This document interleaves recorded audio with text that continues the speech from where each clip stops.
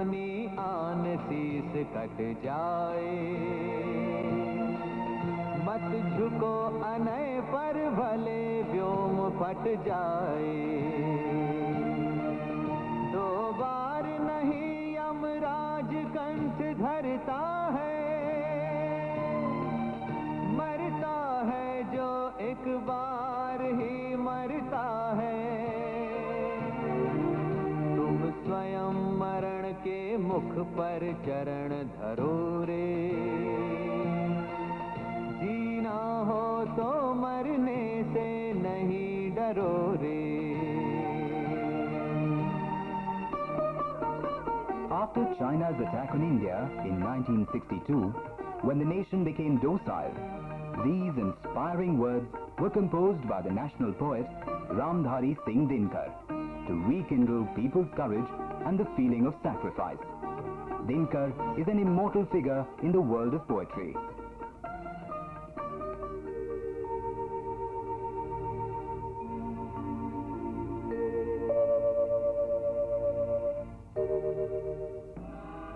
During the colonial rule, India needed a wordsmith whose pen could shake up the country's dormant valor and the spirit of freedom. Through the medium of his poetry, Dinkar played the role of a freedom fighter to perfection.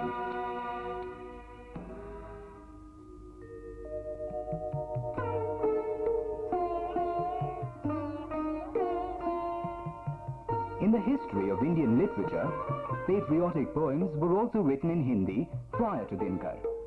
But with Dinkar emerged a new and vigorous artistic expression that inspired the nation to stand up with courage, self-respect and resolve to attain freedom from slavery.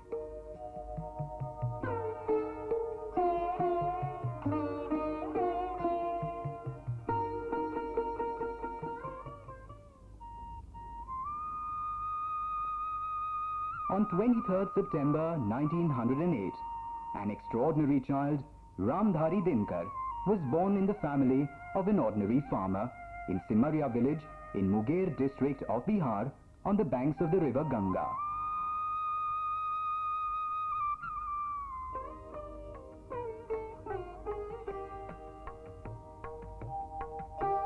Dinkar received his primary education in his village. He passed his matriculation from the high school at Mokama Ghat and obtained his BA degree from Patna College, affiliated to the University of Patna. Dinkar was barely 2 years old when he lost his father, and then his family was overcome by financial difficulties. Later, in order to support his family, he started working as a principal in a high school. He continued to serve his family and settled down in Patna.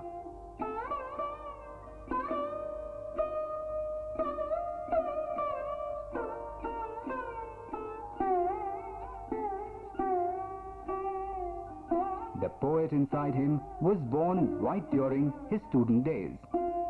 And during his lifetime, he remained wedded to literature and poetry.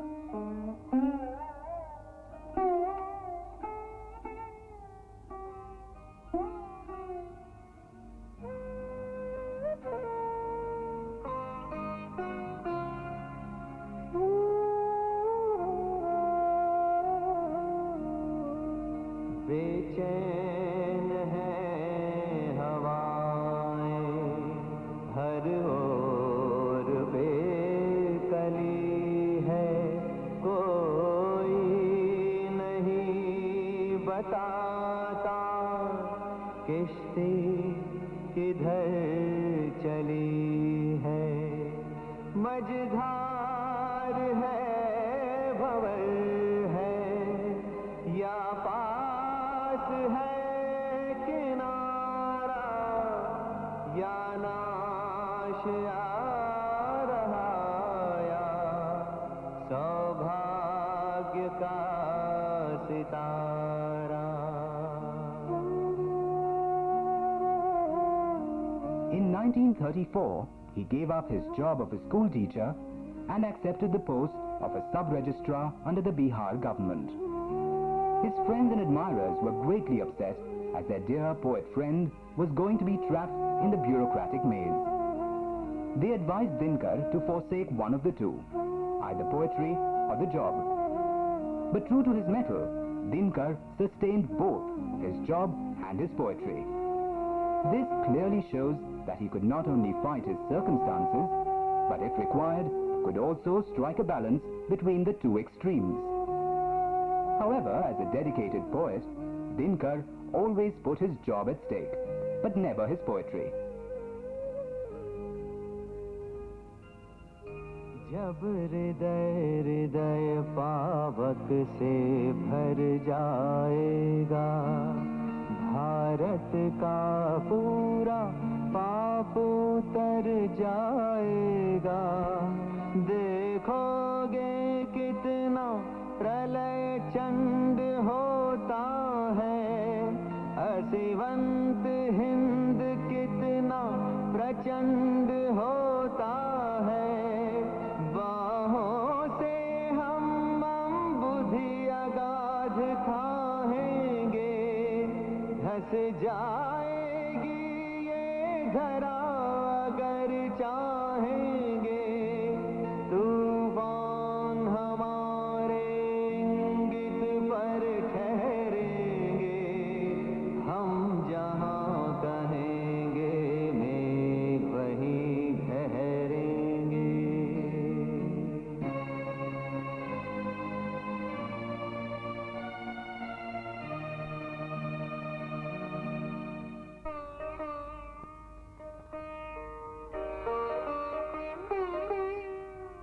Dinkar never settled down in one place with a single job.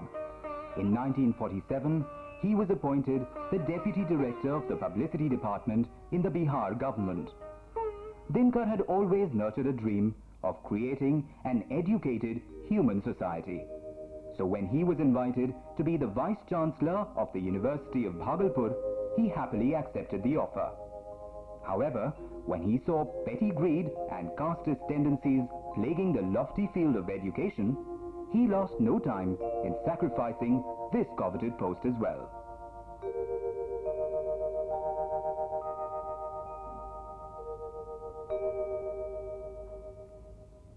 Until 1952, he kept changing jobs.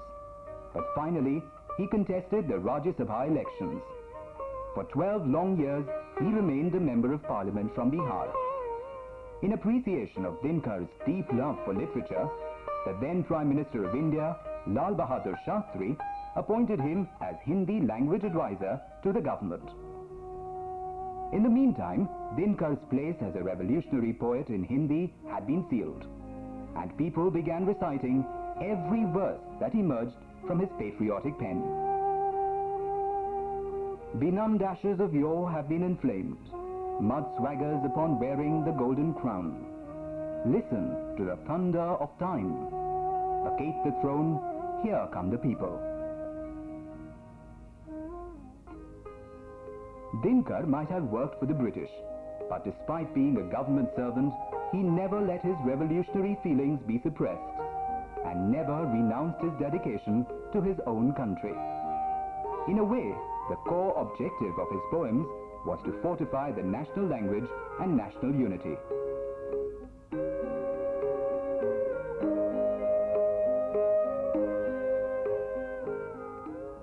Once he attended an international poetry convention in Warsaw, the capital of Poland. The British poet Laurie Lee rose to recite one of his poems titled Bombay Arrival. As he cast a derisive glance at Dinkar, the Indian rebellious poet spontaneously quipped at him and said, "Mr. Lee, now you should write a poem titled Bombay Departure, since the British have already quit India." Well, this incident amply shows Dinkar's love for his own country and his wrath against colonialism and slavery.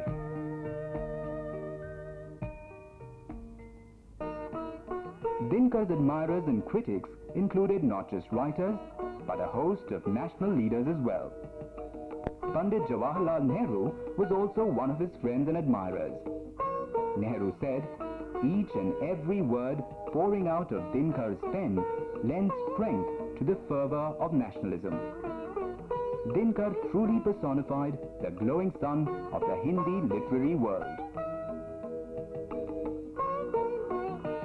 By according him the status of a national poet, the nation had in fact honored the national language and had taken a great step towards reinforcing nationalistic fervor. For his outstanding contribution in the field of literature, Dinkar had been honored with several national awards from time to time.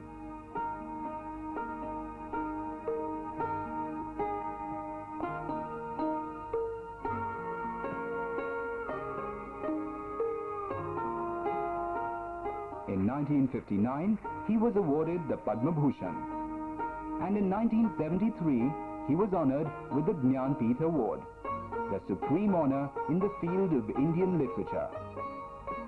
Besides this, he has been honored with several awards and honorary degrees from the government as well as several other institutions.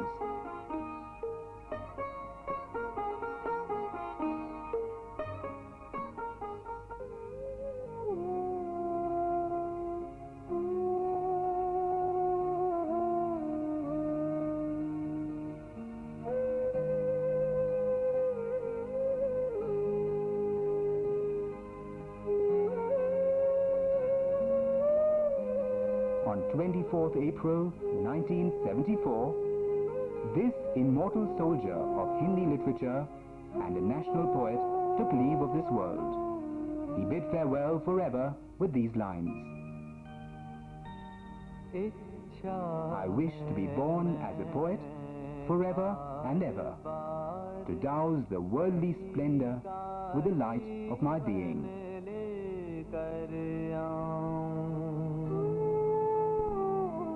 अपनी प्रतिभा के प्रदीप से जग